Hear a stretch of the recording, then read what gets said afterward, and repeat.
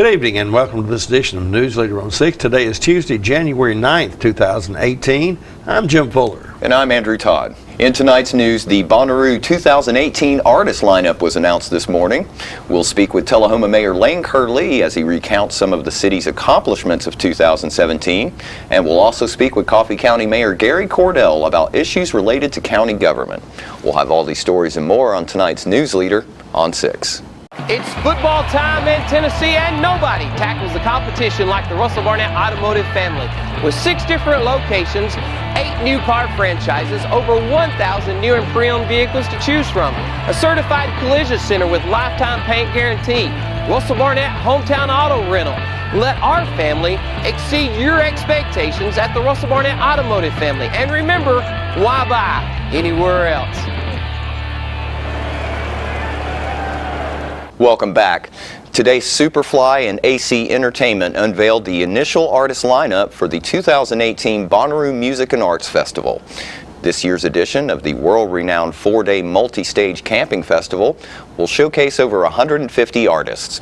The 2018 lineup features a remarkably deep roster of talent that includes Eminem, who last headlined the festival in 2011, The Killers, Muse, Sturgill Simpson, Paramore, Alt J, St. Paul and the Broken Bones, Sheryl Crow, Nile Rodgers and Chic, Chromeo, Old Crow Medicine Show, Trombone Shorty and Orleans Avenue, and much, much more. The complete lineup is available at Bonnaroo.com. Hailed by Rolling Stone magazine as one of the 50 moments that changed the history of rock and roll, and by the New York Times as the summer event that revolutionized the modern rock festival, the 2018 Bonnaroo Music and Arts Festival will, as always, feature the comprehensive span of boundary-busting diversity fans have come to expect, with an extraordinary array of artists performing around the clock across 10-plus unique stages over the 4-day event. Constantly looking for ways to enhance the fans' experience on site, Bonnaroo has several exciting new improvements, both structural and experimental, to announce for the 2018 event. The tie that binds all of these innovations together is the unmatched spirit and vision of the incomparable Bonnaroo community, shared by anyone who has been to the festival in the past or anyone who dreams of being there in order to become part of its magical legacy. In 2018, Bonnaroo plans to pioneer new ways of enriching the bonds that last long after the festival weekend is over. In addition, 2009 saw the formal establishment of the Bonnaroo Works Fund, a 501c3 nonprofit organization serving as the philanthropic division of Bonnaroo Music and Arts Festival.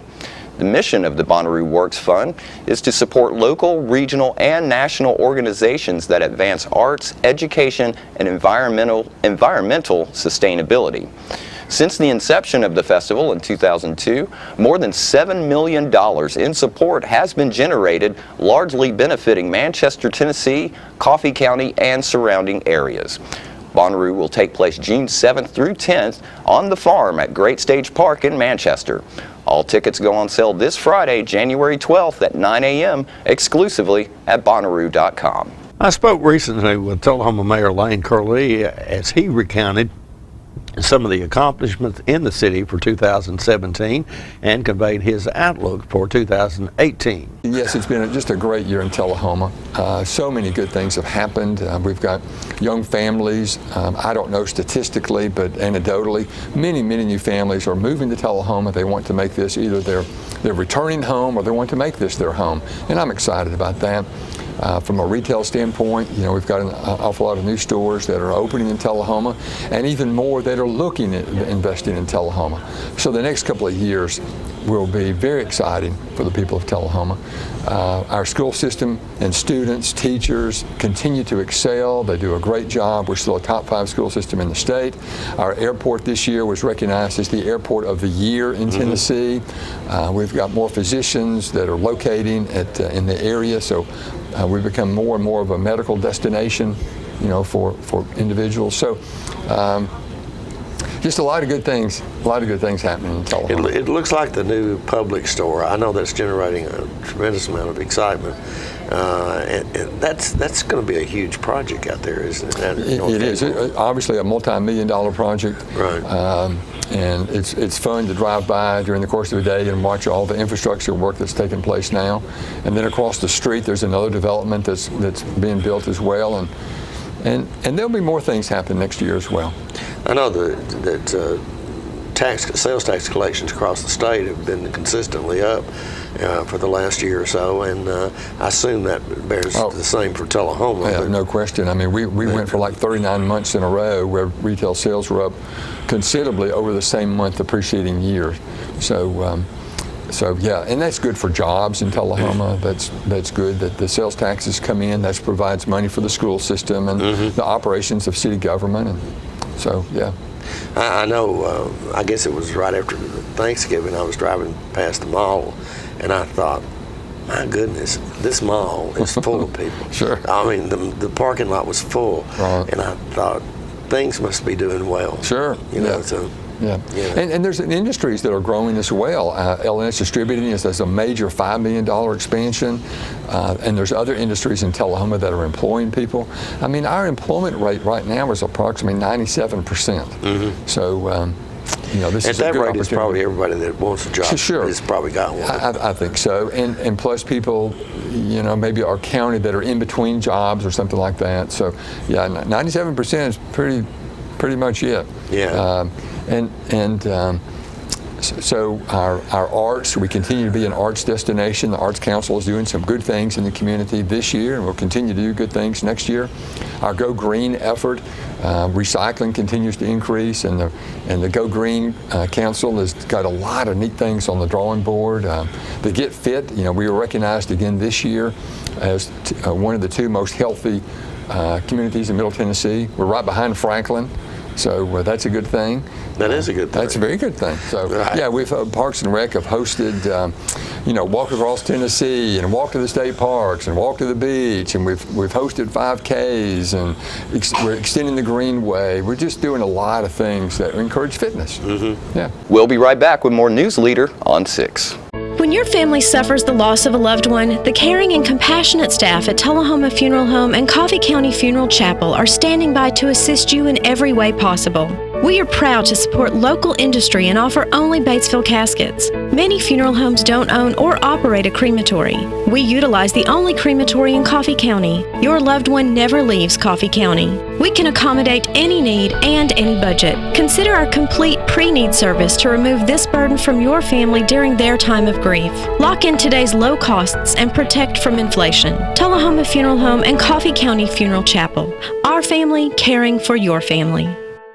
Welcome back. Tonight we bring you part 3 of Tom Corrington's interview with Lance Baxter, who's heading up the hypervelocity program at Arnold Air Force Base. We're talking with Lance Baxter, who is the director of a hypersonic test force at the center, and we're talking now specifically about a project they're undertaking to transform the J5 test cell into the capability of handling up to Mach 7. So tell us a little bit, Lance, about in garden variety language about what is involved. What are you actually doing during phase 1? That's a great question. So J5 is a rocket test facility as it stands, so it doesn't have any way to provide air to the test article. So we're going to be building the heater at the speed you need. Well, at any speed right now. Right now, it encloses the rocket engine, and the rocket engine does all the work. So we need to be able to provide it with high pressure, high temperature air. And so building that high pressure air supply will double the Arnold Air Force Base's high pressure air storage capability in this project, and we will dig a pretty large pit and install a heater that will allow us to heat the air to the temperatures necessary to achieve that Mach 6 capability. We'll then also have a system that mixes that hot air. What kind of heater are you talking about? Is this some big monstrous gas? So it is kind of actually. So the heater is actually not very different from some heaters that are used in a number of industrial capabilities and applications. Really what it is it's a giant stack of bricks that are made out of a very special material that can withstand these temperatures. Those bricks are then heated by a natural gas flame to very, very, very high temperatures. Turn off the flame, and now we can flow air through this pile of white hot bricks, and the air then picks up that heat. So it works almost like a battery, where you store electricity in a battery. This battery stores heat. So you take a big pile of bricks and you heat it up really, really hot, and then you slowly take that heat back out of the bricks with the air that flows through it. So your heater really is a hot brick. It is a bunch of hot bricks. A bunch of hot, literally tens of tons of hot bricks. Yeah, interesting. You put it that way, it's not quite as exotic as it sounds, is it? So, at their core, many of these technologies are really very very simple. They're just there's some detail about them that makes them really, really hard, and in this case it's those temperatures. All of the bricks that you have that your house might be made out of would shatter and turn to dust if you tried to heat them to this hot. Yeah. So it's a very, very specialized technology. Very special brick. I don't imagine those are particularly cheap, are they? No, so the entire project, which involves not just buying all of those bricks, but also putting them together in a very specialized way and building all the high pressure air and control systems and all of the things that go along with that. This whole project for taking the existing J5 test capability and turning it into a hypersonic test capability, hypersonic propulsion test capability, is budgeted at this point to be about a $240 million project. Okay. Let me see if I can, you correct me if I say this wrong. I think that the present J5 facility, your heat is really provided by the propulsion system that you're testing. Did I understand that right? So the J5 facility was designed to test a solid rocket motor, so it didn't need any outside heat. It just needed to it needed to provide a vacuum and have a way to get rid of the exhaust. We'll be leveraging that portion. We're going to be able to provide the vacuum conditions that represent high altitude flight and get rid of the exhaust from this using those existing systems. Putting it in this facility, in this existing mothballed capability, is saving the government probably around $150 million. It would have cost us about that much to build a new facility just to take care of that exhaust portion. So we're leveraging this infrastructure that already existed at Arnold. After these messages, we'll be right back. It's not invoice. It's not MSRP. It's not Christmas Day, although it may feel like it. It's the lowest prices in Middle Tennessee, period. It's a Stan McNabb Chrysler Dodge Jeep Ram or Stan McNabb Chevrolet Buick GMC Cadillac before these prices are gone forever. All right, the cat's out of the bag at Carroll Street Liquor in Tullahoma. Now you know where to go if you're planning a get-together and want the ideal wine or spirit. Party planning can be stressful, but at Carroll Street Liquor you'll find everything you need. Mixers, gift sets, and all of your favorite spirit brands. So if you're feeling the pressure to pull off the ideal party, come to Carroll Street Liquor and select among the seemingly endless supply of wines, spirits, gift sets, and more. Your perfect party, it's in the bag with Carroll Street Liquors. Welcome back. Former Nashville Mayor Carl Dean, who is now a candidate for Tennessee governor, conducted a town hall meeting recently in the city. In this segment, Mayor Dean responds to questions from the audience. Thank you for the opportunity. Be happy to take some questions. Sure. Question. The municipal utilities have attempted for many years several of the ones around the state, like Tullahoma, have their own broadband systems. And so we serve broadband to our communities. And we're surrounded by communities in rural areas that have really little or no access to broadband. Right. And so we have attempted to get legislative permission to go outside of our electric service area boundaries, but we've been unsuccessful. What is your stance on allowing municipal utilities to go outside of their boundaries with their broadband? Well, I would in generally say I'd be for it, but what I would want to do, and this is actually something I believe in pretty strongly, that one of the things we need to do, and Governor Haslam has taken steps to try to improve the rural broadband issue. But I think that is something we need to get done faster. And I think we need to look for creative ways to do it, whether it's municipal utilities or whether looking for private-public partnerships to get it done. But when you think about the challenges that rural and small-town Tennessee face, you want to be able to have the attraction of doing business in a small town or rural area where people have access to the internet, where they can do their own business. And if you don't have that, that just makes it that much more difficult to retain people and attract people. So I think we need to move forward on that fairly rapidly. I also think, in today's age, there are some schools that don't have internet access. And when you think of students going home and not having internet access too, it's very difficult to imagine young people being competitive in college and beyond if they are not able to do research and work on the internet and have all that's provided there. So to me, that is, I've heard people compare it to rural electrification. I don't know if I'd go that far, but it is absolutely vital that we get that done, and I think we need to go about it more rapidly. I think small towns and rural areas have real challenges, and to help even the playing field, broadband will help, and it will make them even more attractive as places to live or to start businesses.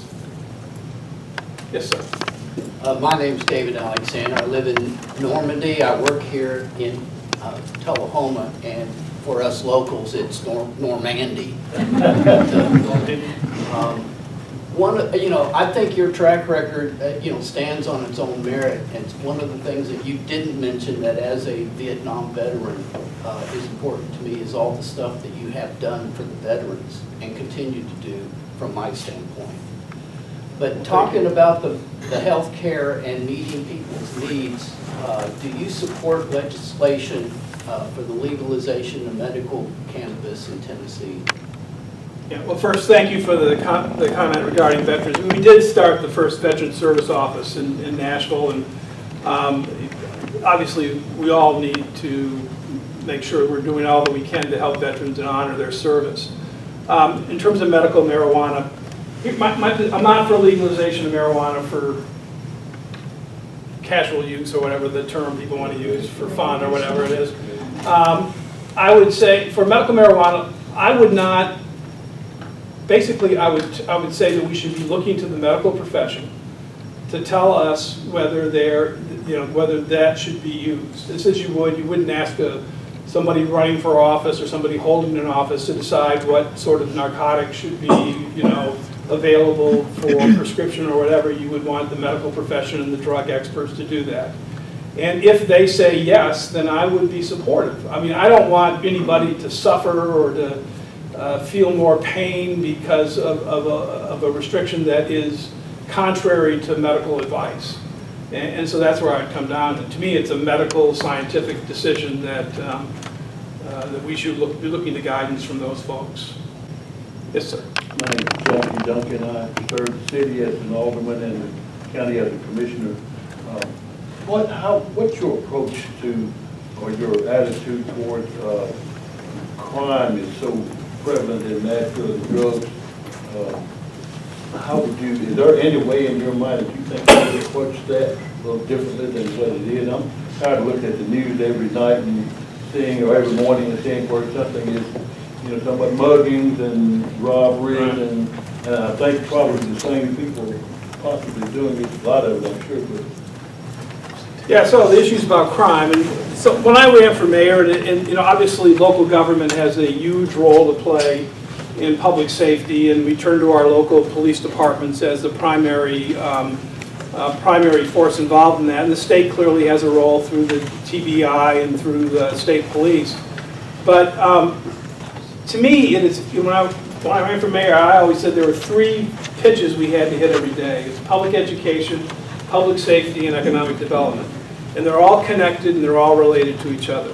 I mean, if you want good schools and you want to attract businesses, you got to have you got to live in a safe place. And the same goes if you want a safe place. I think you got to have good schools. So my approach to public safety issues was, number one, to give police the resources they needed. When I came into office as mayor, we did not have a fully staffed police department. I thought it was one of the most important things for me to do almost immediately was to get them up to full staffing. We then got hit by the recession. We went ahead and we did that. You know, if there's a silver lining to the recession, there was money available through federal COPS grants. We applied to get 50 new officers. We got them. Going into it with eyes wide open that, you know, after a couple of years that grant would run off and we'd have to pick up the cost of it, and if we didn't, we'd have to pay back the money to the federal government. But we needed them, and it was I think it was the right decision to go ahead and do that. And then we added about 100 officers on top of that, and then we added precincts in different parts of the city, and then we had, I think, good leadership, and we built a crime lab where we could do our own DNA testing. And we saw crime go down. I mean, actually, in my second term and toward the end of my first term, we actually saw homicides falling to 50-year lows. Now, crime is a complicated issue, and there's a lot of different factors that occur when it goes up and down. It's never as simple as everybody makes it. But I think you've got to put the resources there. I think you've got to have police, good police leadership, and you got to keep it as a priority. And once you take your eye off it, I think you lose ground, and then you lose that perception of being safe, which is a bad thing too. But to me, it's always a high priority. More Newsleader on 6 is coming up in a moment. We're losing it, Doctor. Not on my shift. Quickly, brush. Roller. What a transformation. It's gonna be okay. Okay, nothing.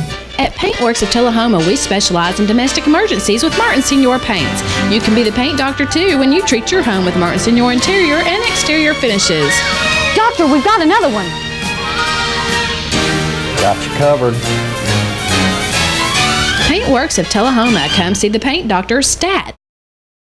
Here at Manchester Funeral Home, we know the importance of living and working in our local community because it's those families who we serve during their time of need honorably. We believe in supporting local business and offer only 100% Batesville caskets, the best in the industry and a driver of our local economy.